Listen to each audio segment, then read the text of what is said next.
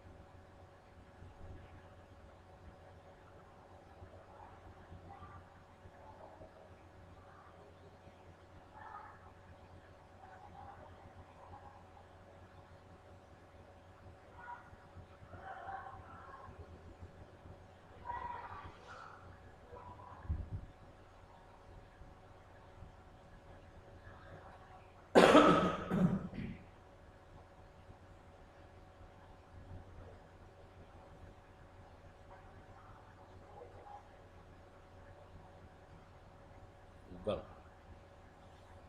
Betul.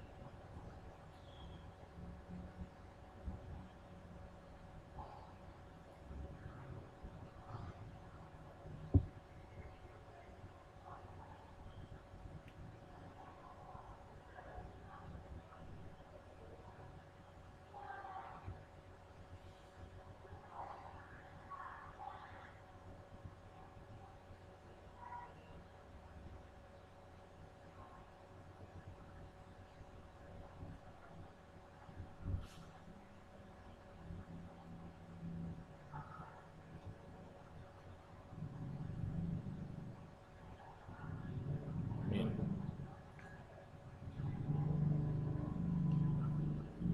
Amin. Waalaikumsalam.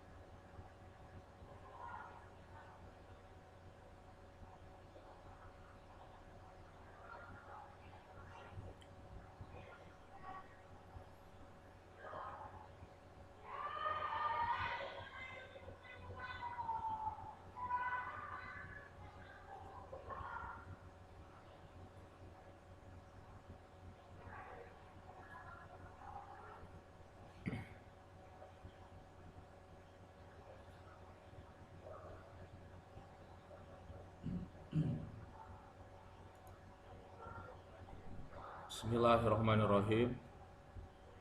Jelas ya? Assalamualaikum warahmatullahi wabarakatuh.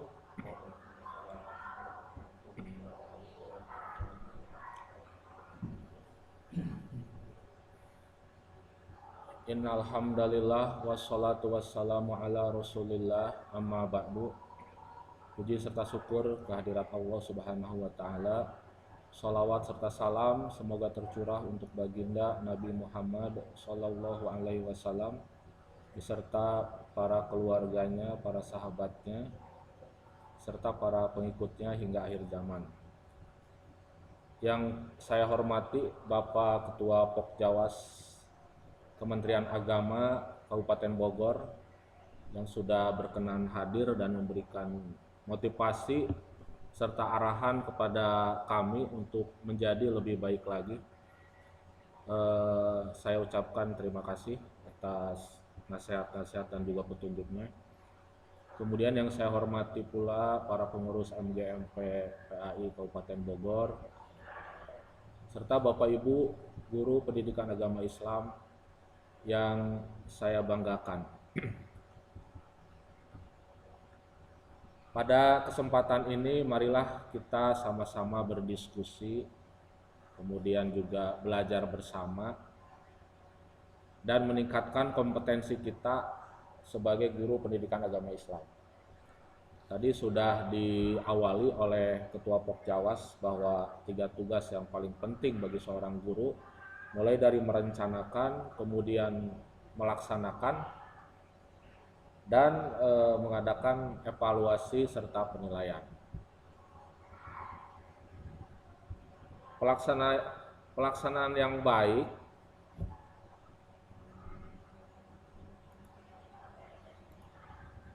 saya mute dulu.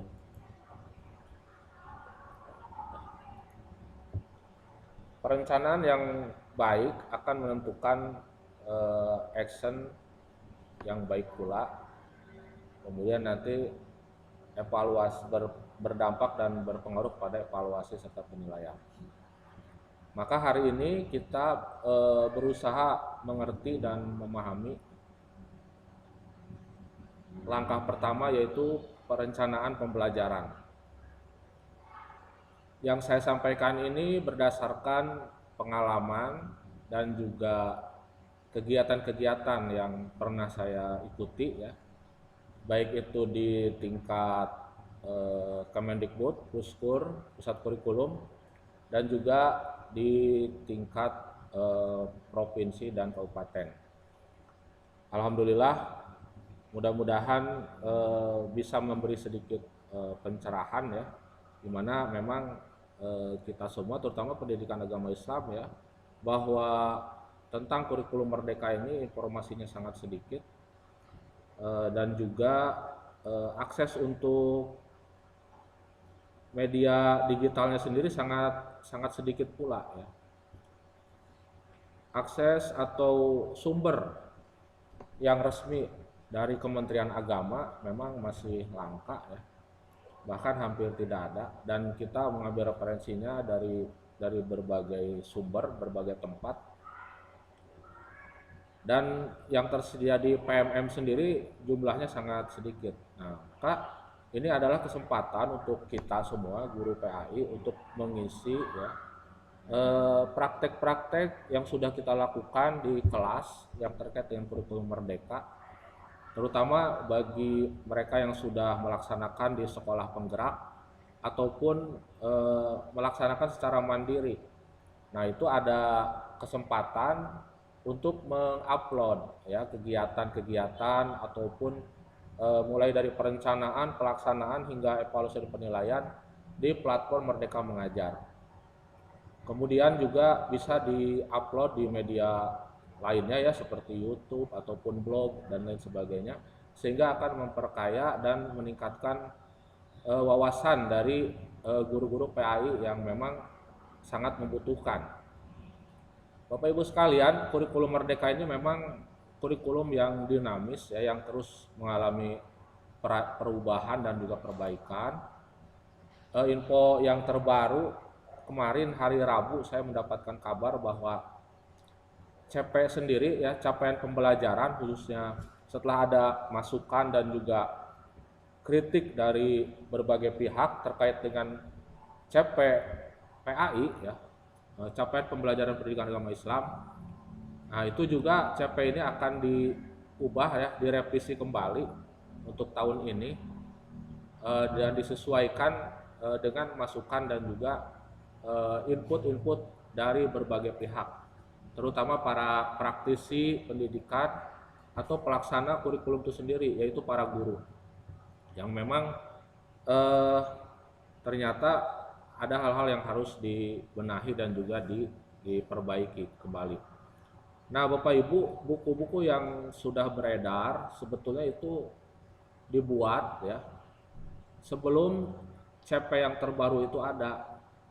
Jadi wajar saja mungkin ketika kita temui antara CP dan juga buku, nah itu ada sedikit perbedaan. Nah, yang kita jadikan patokan dan pegangan dalam kurikulum itu tentunya adalah capaian pembelajaran. Nah, baik, izinkan saya share screen PowerPoint. Nanti PowerPoint-nya akan disampaikan, bisa di-download ya. Saya akan kasih linknya, termasuk juga contoh-contoh yang lainnya. Sebelum masuk ke materi ya, nah ini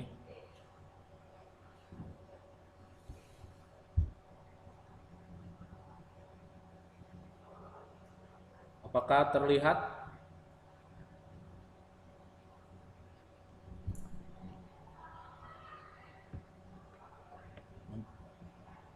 Di laptop saya malah nggak kelihatan.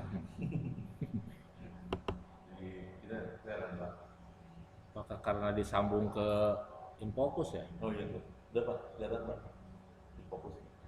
Mantap. Ya. Nah, ini sedikit untuk memotivasi Bapak Ibu ya, bahwa kita bisa berkarya ya, karena memang sekarang peningkatan kompetensi itu dengan mengutamakan literasi. Nah, kita berlatih literasi itu dengan menuliskan apa yang sudah kita lakukan ya. Menuliskan apa yang sudah kita lakukan. Nah, di sini sudah saya contohkan juga ya. Saya yakin Bapak Ibu juga bisa. Nah, ini misalnya salah satu karya buku saya, buku BTQ, kemudian ujian sekolah PAI. Ini evaluasi ya. Kemudian ada prosesnya, yaitu medianya ya, online maupun kelas dojo. Nah, kemudian untuk tulisan terbaru, nah ini ada modul Merdeka Berkreasi, nah, kelas 7. Saya sama Pak Nana ini menulis modul ini. Dan sedang proses di penerbit. Kalau ini sudah tinggal terbit ya yang modul ini. Kemudian untuk sedang proses penerbit, saya juga ingin menerbitkan buku perangkat ajar ya, perangkat ajar kurikulum merdeka fase D, fase SMP. Nah, mudah-mudahan ini bisa segera terrealisir yang perangkat ajar ini. Bapak Ibu sekalian, kita masuk kepada peta konten dalam memahami pengimplementasian kurikulum merdeka. Ini saya rasa gambar ini sudah sering dilihat ya, mungkin apalagi kalau yang sudah di sekolah penggerak. Tapi saya ulang kembali, ada 4 langkah dalam menguasai dan memahami kurikulum merdeka ini. Yang pertama, memahami garis besar kurikulum merdeka, kemudian memahami pembelajaran dan asesmen, kemudian yang ketiga memahami pengembangan KOSP ya, kurikulum operasional satuan pendidikan dalam kurikulum merdeka. Lalu yang keempat, memahami pengembangan proyek penguatan profil pelajar Pancasila. Nah, yang kita lakukan hari ini adalah langkah kedua ya, memahami pembelajaran dan asesmen yang nanti akan berimplikasi kepada perencanaan, pelaksanaan dan juga evaluasi. Sedangkan garis besar kurikulum merdeka ini tidak kita bahas detail hari ini, tapi yang jelas pemerintah sudah membuat ya kurikulum merdeka ini dengan fase-fase tertentu. Nah, di mana setiap fase itu ada capaian pembelajaran tertentu yang harus dicapai dan adanya materi-materi yang esensial yang memang menjadi kunci kurikulum merdeka. Kemudian guru juga tidak lagi dikejar materi ya per semester. Kita ditargetkannya adalah per fase. Materi tersebut harus selesai dalam fase tersebut, dalam satu fase. Selanjutnya bagaimana menjalani langkah kedua tadi, pembelajaran asesmen. Nah, kita lihat di sini proses berpikir dalam merencanakan pembelajaran. Yang pertama, kita harus menguasai ya dan memahami capaian pembelajaran. Saya yakin Bapak Ibu di sini sudah memiliki capaian pembelajaran yang terbaru ya. Kalau belum, nanti saya share juga ya di Google Drive setelah materi ini. Nah, capaian pembelajaran terbaru adalah SK Kepala Badan nomor 033 ya tahun 2022. Nah, setelah memahami capaian pembelajaran, dari capaian tersebut kita analisis ya. Lalu kita rumuskan menjadi tujuan pembelajaran. Nah, nanti definisi tujuan pembelajaran di tahun 2002, keinginan dari Puskur atau Kemendikbud itu berbeda dengan buku yang sudah diterbitkan lebih dulu tahun 2020, di mana perubahan dari pengertian tujuan pembelajaran, yang dulu tujuan pembelajaran itu dibuat kecil-kecil ya. Nah, dengan tahun 2002 ini dengan SK Kepala Badan yang terbaru, nah, tujuan pembelajaran yang diharapkan itu adalah tujuan pembelajaran yang besar ya, learning goal istilahnya. Nanti akan kita bahas learning goal ini. Nah, kemudian selanjutnya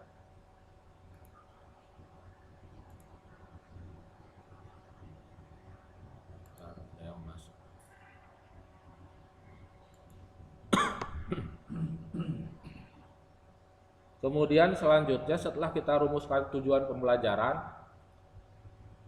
lalu kita susun tujuan pembelajaran tersebut menjadi sebuah alur. Alur tujuan pembelajaran ini adalah urutan materi yang akan diajarkan selama satu fase tersebut. Mulai dari kelas 7 sampai kelas 9. Nah, di sini diberikan kemerdekaan dan kebebasan kepada para guru yang mungkin saja nanti antar sekolah itu akan berbeda alurnya ya. Alurnya mungkin bisa jadi akan berbeda karena memang tidak seperti kurikulum 2013 yang dulu, di mana sudah ditetapkan oleh pemerintah bahwa misalnya kelas 7 itu harusnya materi ini, semester 1 ini, semester 2 ini, semester kelas 8 9 sudah ditentukan. Ini misalnya kurban ya. Kurban itu kan materi kelas 9 ya. Kemudian ketika datang waktu kurban, waktu kurikulum 2013 nih. Ketika datang waktu kurban, kita akan mengajarkan kurban nggak bisa. Kenapa? Karena belum waktunya diajarkan gitu. Contohnya itu. Ataupun misalnya haji dan umroh. Nah, ketika datang bulan Zulhijjah, bulan haji misalnya, kita ingin ajarkan tapi tidak bisa karena belum waktunya, misalnya seperti itu. Nah, kalau di kurikulum Merdeka ini guru diberikan wewenang ya untuk misalnya ketika ada materi kurban, datang momen kurban, nah si guru ini boleh ya mendahulukan materi kurban karena memang momennya sesuai atau pas. Kemudian juga dalam kurikulum Merdeka ini antar daerah bisa tidak sama materinya. Ya. Misalnya antara kalau yang jauh dulu ya, tingkat nasional lah, antara Jakarta dengan Papua ya, tentu saja mayoritas kemampuan peserta didiknya akan berbeda. Sehingga di Papua misalnya boleh menurunkan level fase. Nah, misalnya untuk fase D orang Papua misalnya dalam matematika rata-rata belum bisa nih, belum menguasai materi fase D. Misalnya aljabar ataupun persamaan gitu ya. Nah, itu ketika ada diagnostik awal, tes asesmen awal, nah, sang guru boleh menurunkan levelnya, kemudian bisa saja mengajarkan fase B ya atau fase C bahkan. Karena memang untuk di fase D tidak bisa dipaksakan. Mengingat misalnya di Papua pedalaman itu belum bisa ya belum mampu untuk menguasai materi fase D atau fase SMP. Nah, hal itu diperbolehkan di kurikulum merdeka. Bisa mundur 2 tahun, 3 tahun bergantung kepada peserta didiknya. Nah, kemudian itu alur tujuan pembelajaran. Nah, dari alur ini maka Bapak Ibu dirancang ya menjadi sebuah RPP atau modul ajar. Nah, ini semua prosesnya mandiri dilakukan oleh guru ya sesuai dengan kreativitas guru masing-masing. Kemudian pemerintah memberikan contoh, kemudian kami juga MGMP memberikan contoh. Nah, itu silahkan ya bisa diamati kemudian ditiru dan dimodifikasi disesuaikan dengan kapasitas dan juga kemampuan dan kondisi ya sekolah serta peserta didik masing-masing di daerahnya masing-masing atau di sekolahnya masing-masing. Nah, Bapak Ibu sekalian, inilah infografis inilah yang harus kita pahami dan kuasai dalam merencanakan pembelajaran di sekolah masing-masing. Jadi yang pertama, saya ulang lagi, Bapak Ibu harus punya CP yang terbaru, capaian pembelajaran. Ya, kalau contoh CP saya tampilkan ini. Kelihatan tidak? Belum ya?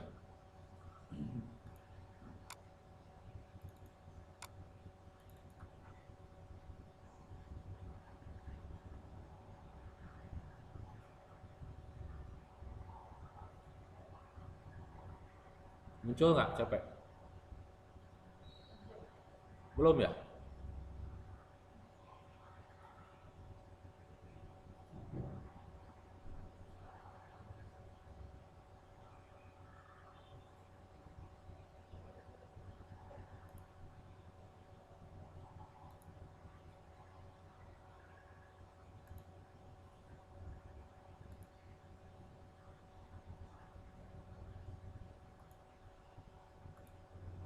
Kelihatan?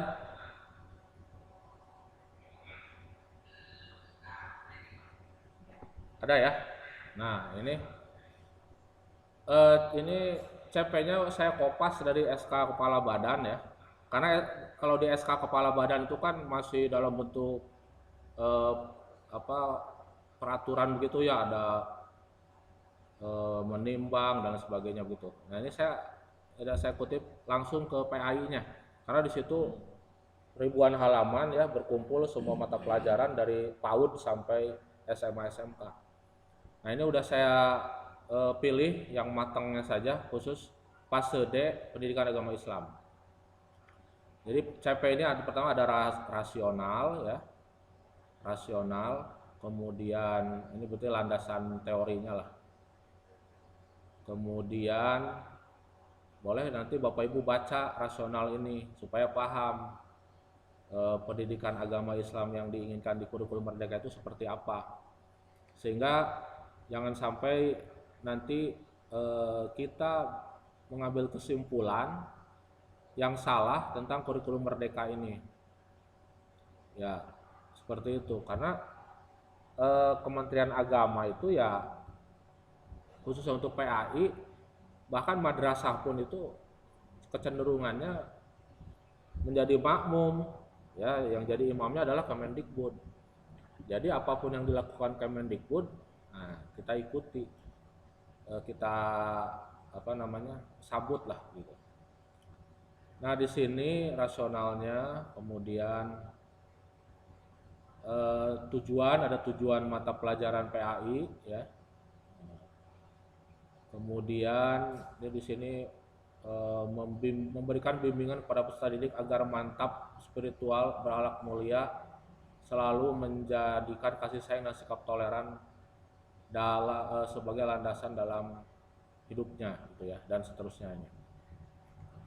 Nah, kemudian ada karakteristik. Nah, ini yang perlu kita pahami terutama nih penting. Karakteristik PAI mencakup 5 elemen keilmuan, ya, yaitu Al-Quran, hadis. Jadi Bapak Ibu mengenal istilah elemen sekarang. Kalau dulu di kurikulum 13 itu aspek, ya. Nah, sekarang elemen. Ada 5, Al-Quran, hadis, akidah, akhlak, fikih, dan SPI atau sejarah peradaban Islam. Nah, seperti apa ciri khas elemen ini? Yang pertama Al-Quran, hadis. PAI, ya, menekankan kemampuan baca dan tulis Al-Quran dan hadis dengan baik dan benar. Ia juga mengantar peserta didik dalam memahami makna secara tekstual dan kontekstual, serta mengamalkan kandungannya dalam kehidupan sehari-hari.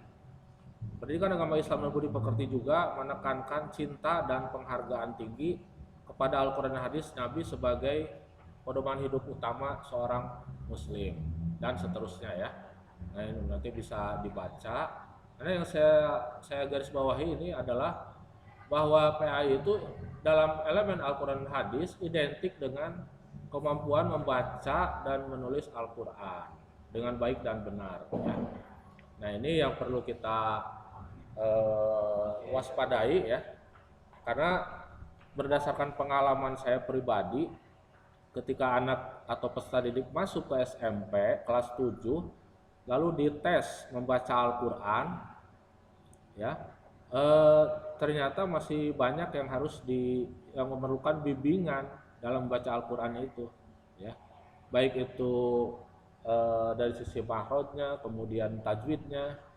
Lebih-lebih lagi ada ditemukan peserta didik yang memang tidak bisa membaca sama sekali, ya. Huruf saja salah begitu, ya, menyebutkan huruf saja. Nah, ini tentu menjadi tugas dan PR kita. Kita tidak bisa menyalahkan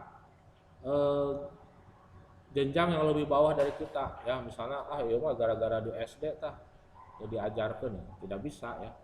Ketika anak tersebut sudah ada di hadapan kita, maka itulah tugas dan tanggung jawab kita untuk memperbaikinya. Nah, di sini jadi Bapak Ibu masing-masing sekolah punya ciri khas, ya. Ketika ditemukan di sekolahnya ada yang belum bisa membaca dan terutama membaca dulu, ya, membaca Al-Quran. Nah, kewajiban kita guru agama ini untuk membimbing mereka, ya, kemudian supaya mereka tuh ada hasil, ada rasanya, ya. Karena kalau disurvei siswa-siswa kita itu bisa bacaan wudhu, bisa bacaan sholat, kemudian bisa membaca Al-Quran, berapa persen pengaruhnya gara-gara dia belajar agama di sekolah, atau lebih banyak pengaruhnya dia belajar di luar, ya, bisa di TPA, di Diniyah. Itu, ya, Bapak Ibu pernah menanyakan apa tidak kepada siswa, ya, kamu bisa baca Quran, bisa rukun wudhu, rukun sholat, bacaan wudhu sholat di mana, ya? Apakah di sekolahnya, ya, atau di TPA atau di Diniyah? Gitu. Saya pernah cek itu di satu kelas, ternyata mayoritas mereka bisa membaca dan paham sholat, wudhu itu didapat di TPA dan Diniyah, ya. Nah, itu tentu menjadi juga PR kita, ya. Apa sih berarti pengaruhnya guru agama di sekolah itu? Nah, buat mereka, buat siswa. Nah, kita autokritik lah, ya, refleksi. Nah, pengaruhnya saya itu apa di sekolah yang membuat pengetahuan dan juga sikap keagamaan mereka dalam menerapkan dan mempraktekkan agama, pengaruhnya sebesar apa? Tentu saja kita harus refleksi itu semua. Nah, kita lanjutkan. Ini elemen-elemennya, ya, bisa dibaca nanti. Nah, yang akan jadi patokan dalam menulis dan mengajar, ya, merencanakan, melaksanakan dan mengevaluasi itu ini Bapak Ibu. Elemen ini yang paling bawah ini, ya. Elemen capaian pembelajaran. Ini selama Al-Quran dan hadis, ya, selama fase D ini. Kemudian akidah, ini fase D, ya. Akhlak, kemudian fikih ya, lalu sejarah peradaban Islam. Nah, setelah kita mempunyai CP, lalu kita pecah-pecah ya. Tidak mungkin ini kan diajarkan secara semuanya ya dalam satu semester. Ini adalah untuk satu fase, Bapak Ibu. Misalnya Al-Quran, ini Al-Quran satu fase. Nah, kalimat pertama sampai akhir inilah yang menjadi pegangan kita dalam mengajar selama 3 tahun atau fase D ya, anak-anak belajar di SMP ini. Jadi ini merupakan standar minimal Bapak Ibu ya. Kalau Bapak Ibu sekolahnya punya ciri khas dan ingin menambahkan materinya ya dipersilahkan, asalkan disesuaikan dengan kemampuan peserta didik. Kemudian untuk akidah ini ya rukun iman. Untuk akhlak ini seperti ini ya, mulai dari sholat. Nah, ternyata di kurikulum mereka ini aktivitas sholat. Nah, ini arahnya kepada bentuk penjagaan atas diri sendiri dari keburukan. Ya, jadi masuknya ke dalam akhlak. Nah, ada sholat sendiri dalam fikihnya ada ya. Nah, ini fikihnya. Kemudian dan terakhir elemen sejarah peradaban Islam ya, seperti itu. Ini CP ya, capaian pembelajaran ini tidak bisa dirubah, kita copy paste lalu kita terjemahkan dalam bentuk tujuan pembelajaran. Nah, setelah dari sini lalu Bapak Ibu membuat tujuan pembelajaran. Kita buka tujuan pembelajaran.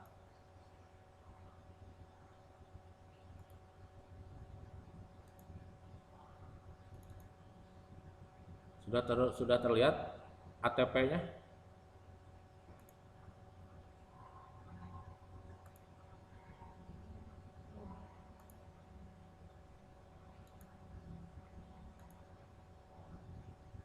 Nah, ini ATP.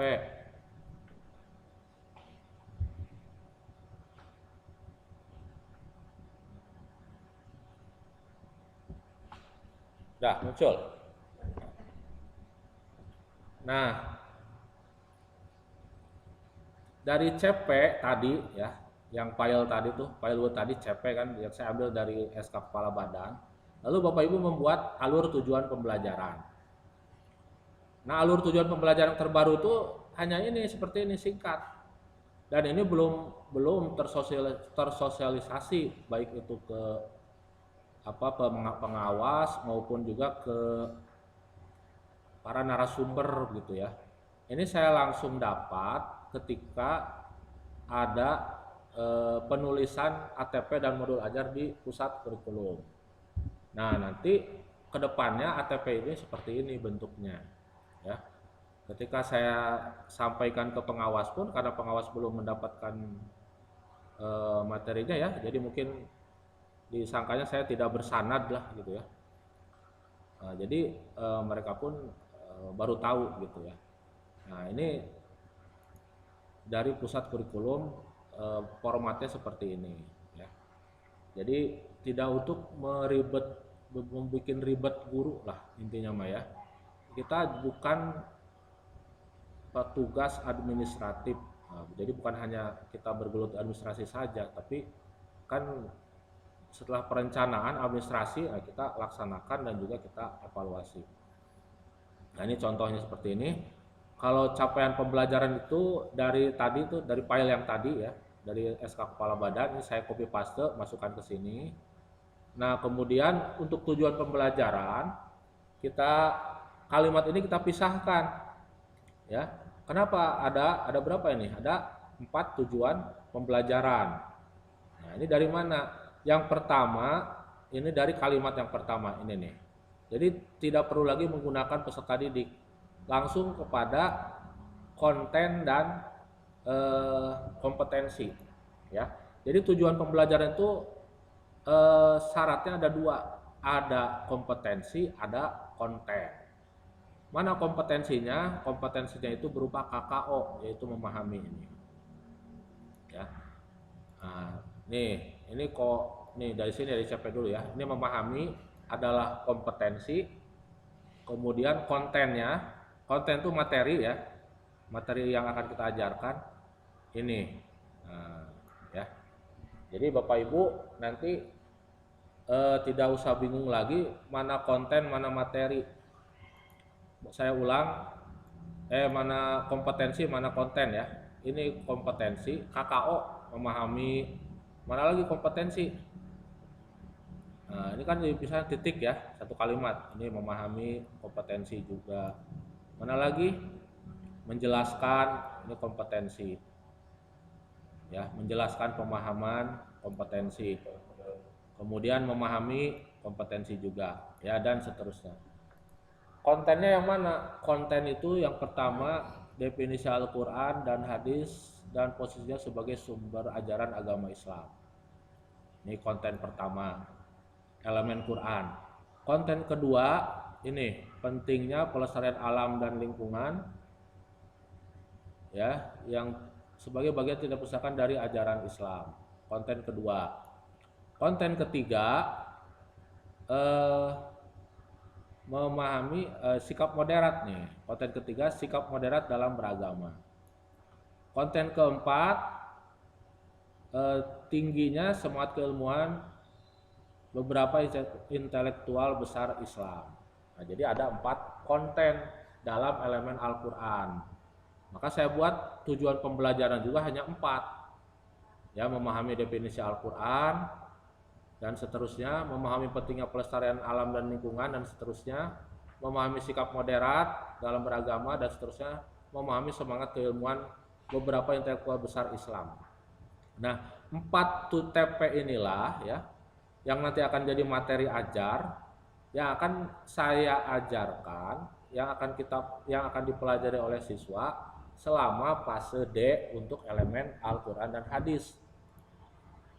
Apabila menurut Bapak Ibu 4 ini terlalu sedikit, dipersilahkan untuk menambah, ya, menambah, tapi tidak tidak keluar dan di luar dari tujuan CP dan juga karakter PAI. Nah, seperti itu ya.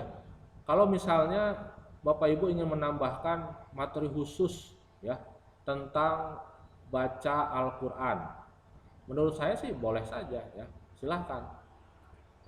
Karena kan materi membaca Al-Quran itu dianggap sebetulnya sudah selesai ketika anak di SD. Ya, capaian pembelajaran SD itu anak lancar membaca Al-Quran. Tapi kalau ditemukan mayoritas siswanya belum lancar membaca Al-Quran, Bapak Ibu boleh menambahkan misalnya 1 TP di sini ya. Silahkan misalnya menerapkan misalnya ya, ini contoh aja,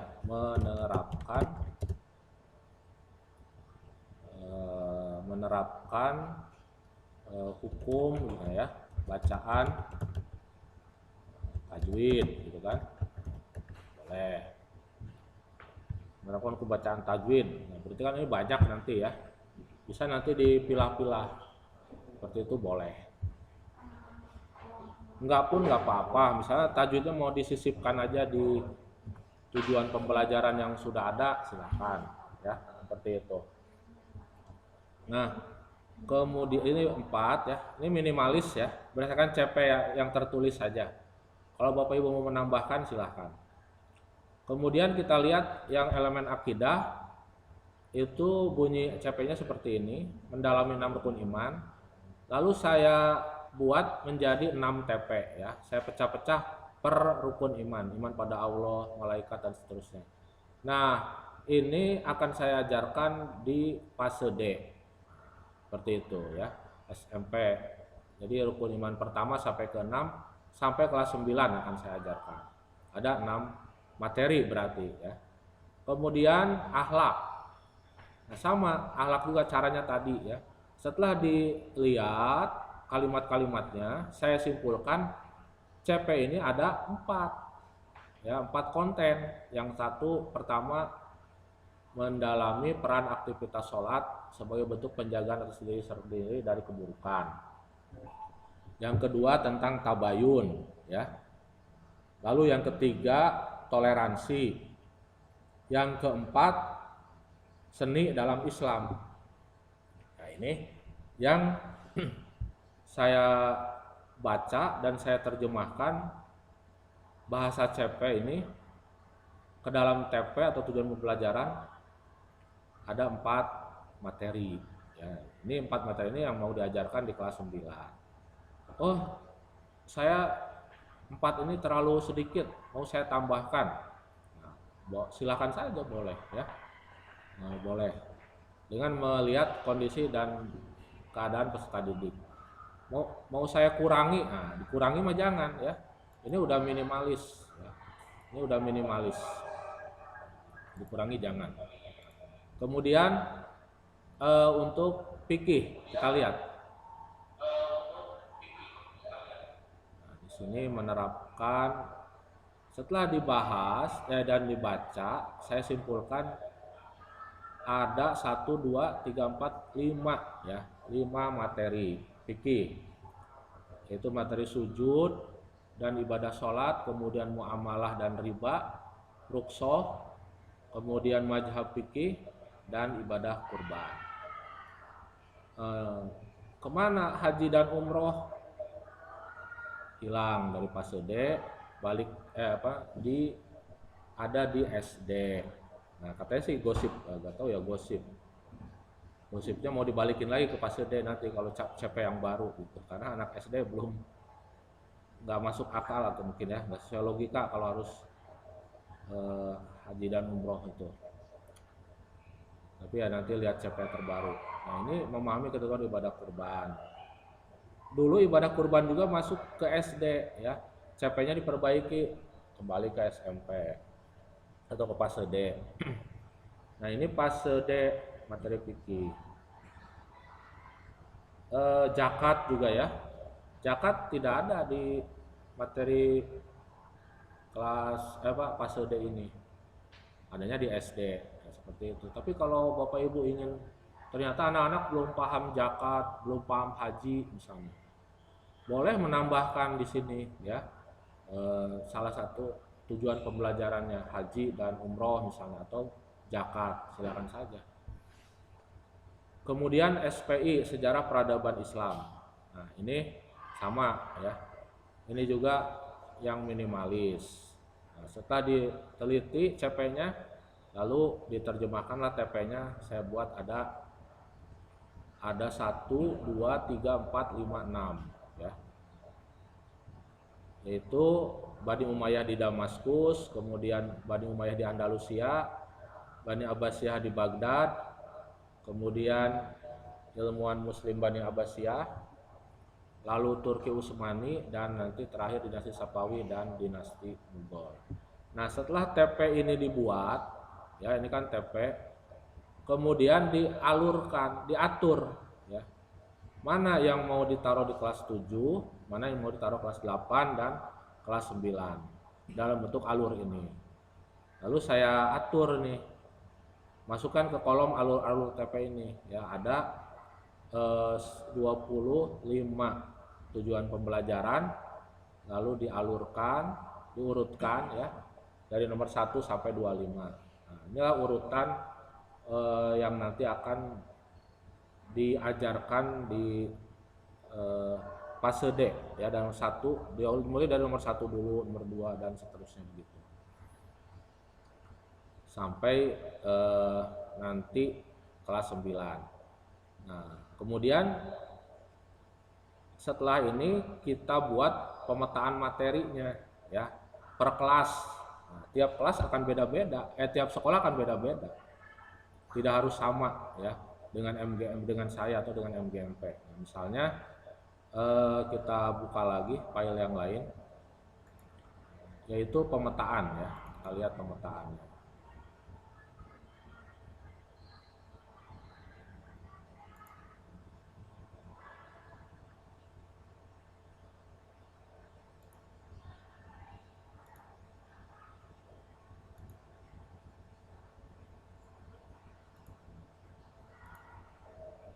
Nah ini terlihat pemetaannya. Nah ini pemetaan.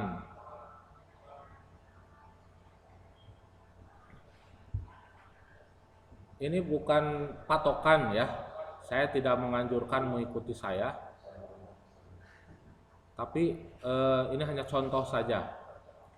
Nah, setelah tadi CP, kemudian jadi TP, lalu jadi ATP, kemudian saya pilah-pilah menjadi per semester.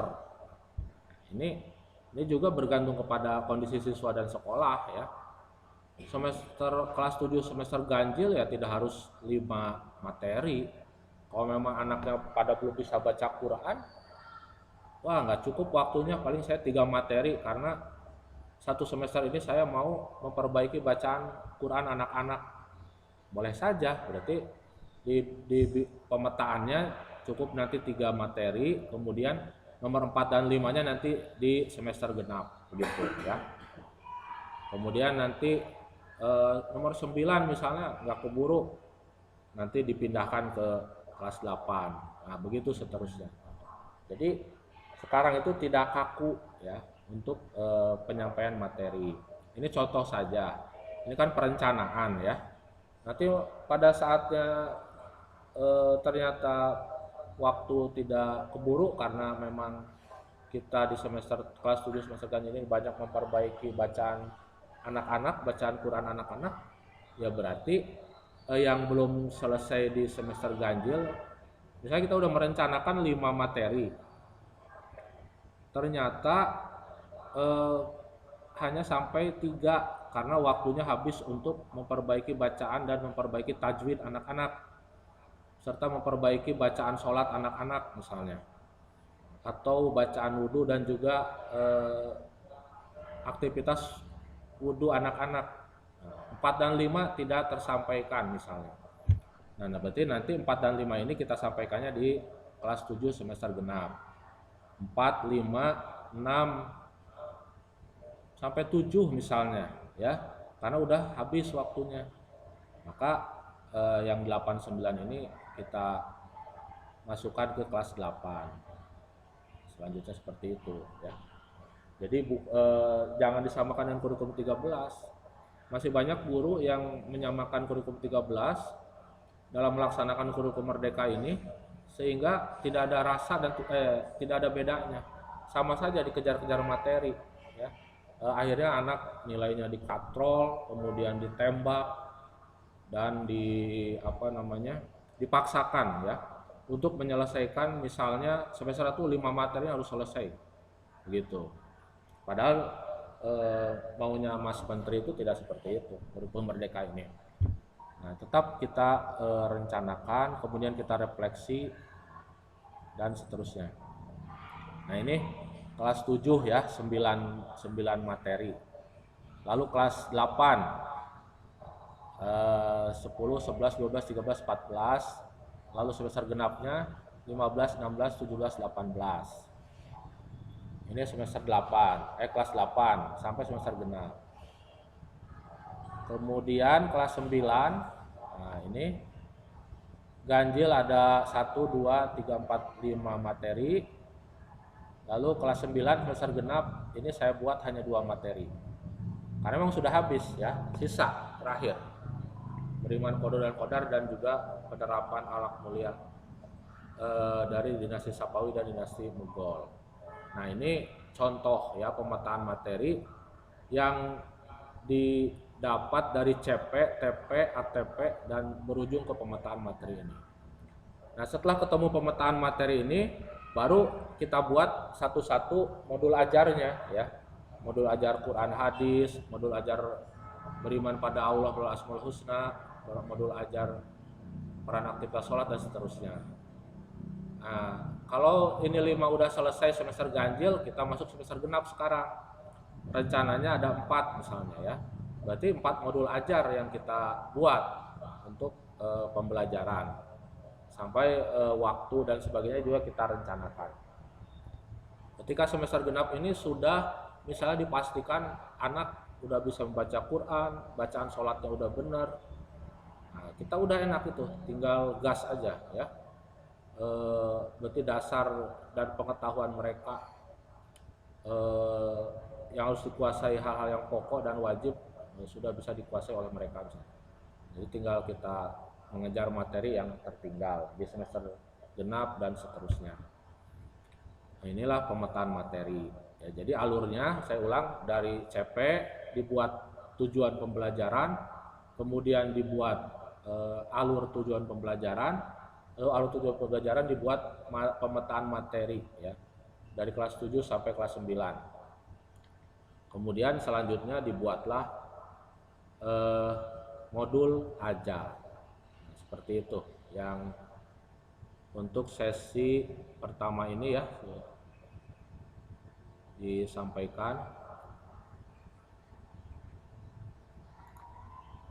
Kita kembali ke PowerPoint tadi.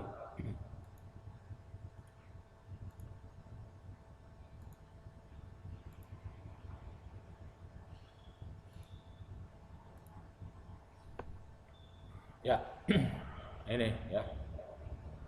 Memahami CP, merumuskan tujuan pembelajaran, menyusun alur, dan merancang pembelajaran.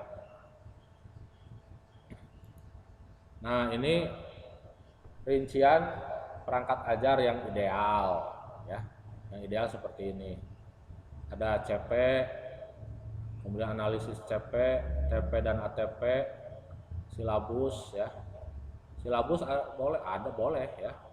Nanti silabus itu lebih lengkap, ada profil pelajar Pancasilanya, ada profil pelajar moderat ya. PAI harus tambah lagi dengan moderasi beragama ya, 9 nilai moderasi itu.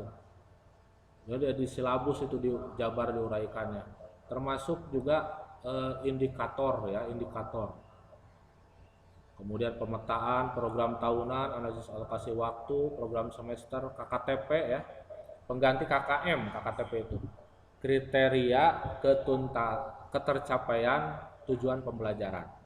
Kemudian modul ajar ya, LKPD, bahan ajar, asesmen.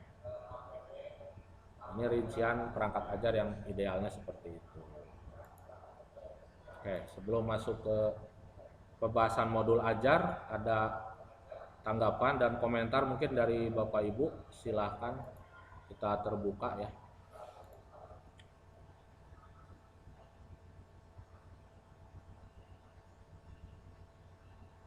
Pak Nana, halo? Monitor?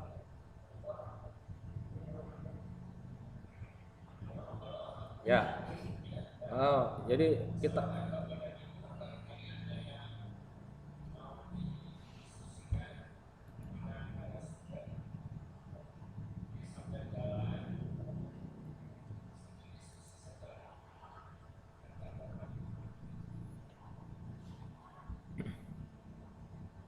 mungkin ada kendala, kesulitan, boleh disampaikan di sini. Kalau saya bisa jawab, ya saya jawab. Kalau belum bisa, nanti saya buat PR buat saya. Itu ada udah yang ngacung, Pak.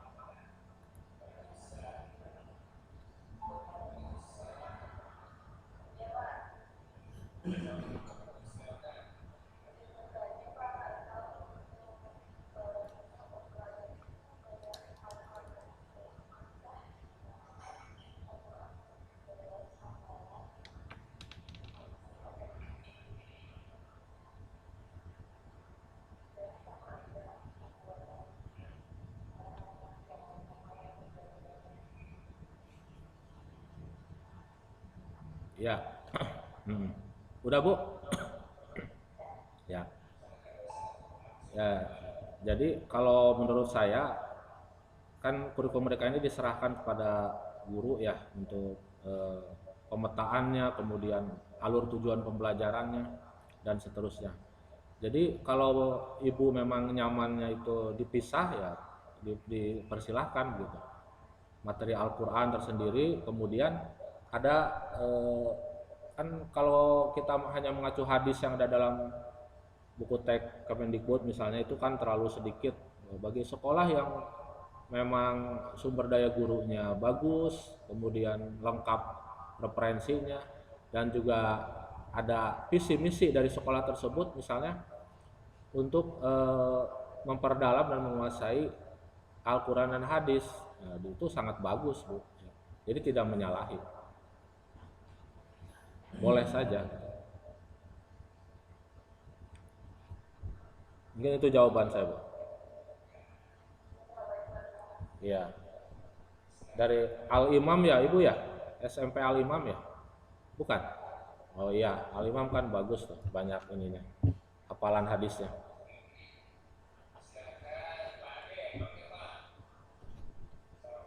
Orang Rumpin ya. Waalaikumsalam.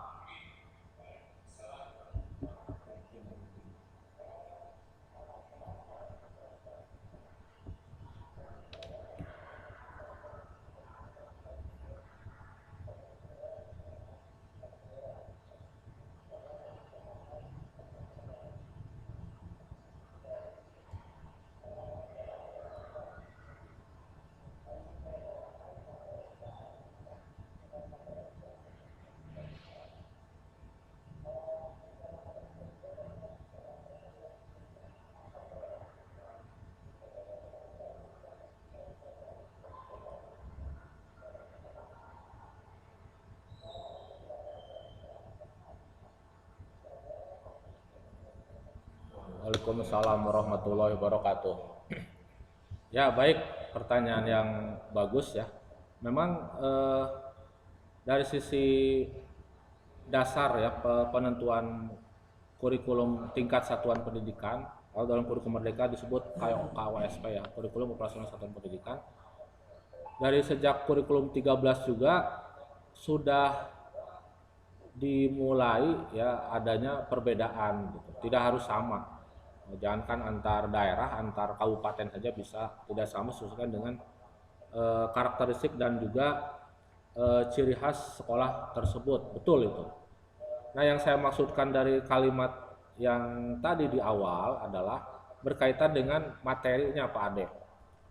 Jadi kalau di K13 kan misalnya dulu kita sudah dipatok bahwa SMP kelas 7 itu misalnya harus mengajarkan materi misalnya Al-Mujadilah sampai di tarikh sejarah perjuangan Nabi di Mekah gitu kan misalnya kelas 7 semester 1. Nah, itu tidak bisa, itu menjadi sebuah ketentuan.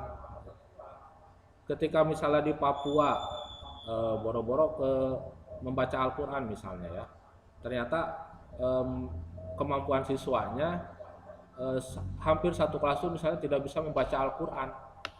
Nah, tentu itu materinya bisa diturunkan Pak Ade. Misalnya materi SD, materi fase sebelumnya. Ya, jadi seperti itu. Mungkin kalau di PAI tidak terlalu terlihat ya, itu akan terlihat misalnya di materi-materi yang lain, di materi mapel lain ya. Misalnya bahasa Indonesia. Kan cerita teman saya di Papua ya, ketika anak masuk SMP itu bahkan ada yang sekolah itu mayoritas anak-anak membacanya itu masih diejak Pak Ade. Nah, jadi seperti itu. Tidak mungkin guru kelas fase D itu, nah kalau waktu kurikulum 13 guru harus menyampaikan materi itu walaupun anak tidak bisa membaca gitu atau belum lancar membaca, materi yang sesuai dengan kurikulum. Nah, tapi di kurikulum merdeka ini ya disimpan dulu materi fase D, balik lagi kepada materi fase B atau fase A ya, sesuai dengan tes diagnostik awalnya, lalu diajarkan materi fase A atau fase B tersebut sampai anak menguasai materi fase A atau fase B tersebut atau fase C tersebut. Begitu Pak Ade. Jadi tidak di situ letak perbedaannya. Bisa turun fase gitu walaupun si anak usianya di fase D, tapi kemampuan otaknya belum fase D. Bisa turun ke fase C atau fase B. Seperti itu Pak Ade.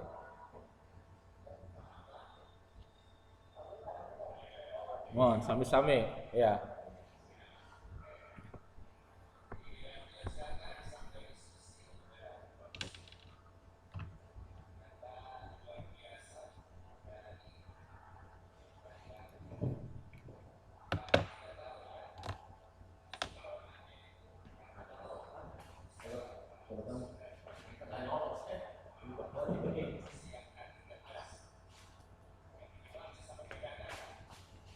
Masih banyak. Untung nggak mati.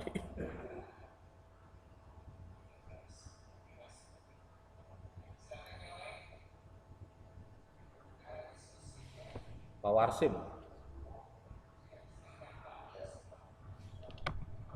Tadi menyimak. Enggak menyimak. Laptopnya mati. Enggak, ya udah. Gimana Tadi pertanyaannya? ada pernyataan, bukan pernyataan. Jadi Pak Warsim itu selama ini sudah betul menempatkan siswa itu berdiferensiasi itu ya, keberbedaan itu. Jadi Rejoin. fokus di membaca Al-Quran, ada yang masih mengeja, kemudian ada yang sudah lancar. Kemudian selama kegiatan itu, yang mengeja itu tidak ada perubahan sampai dia pindah ke kelas yang lebih tinggi. Apakah pelaksanaan kegiatan pengejaan Al-Quran itu bisa dilanjutkan di kelas yang di tempat sekarang atau bagaimana, walaupun dia kemampuannya masih mengeja? Siap. Ya.